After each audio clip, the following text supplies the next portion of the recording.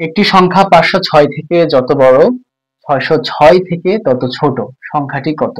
অর্থাৎ 506 এবং 606 এর মাঝখানে এমন একটা সংখ্যা আমাদের নির্ধারণ করতে হবে যেই সংখ্যা থেকে এই দুইটা সংখ্যার ডিফারেন্সটা 1 থাকবে।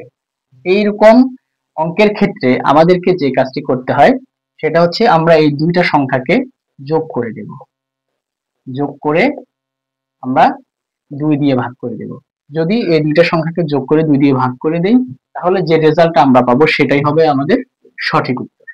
দেখুন 2 দিয়ে যদি আমরা এই দুইটা সংখ্যাকে ভাগ করে নেই তাহলে আমরা পাচ্ছি 506 এবং 606 মিলে হচ্ছে 1112 অর্থাৎ 556। আমাদের অপশনে কিন্তু 556 রয়েছে, সঠিক উত্তর হচ্ছে 506। এখন আপনি একটু জাস্টিফাই করে দেখুন মিলছে কিনা ডিফারেন্সটা। 556 থেকে 506 বিয়োগ করলে আপনি ফলাফল পাচ্ছেন 50।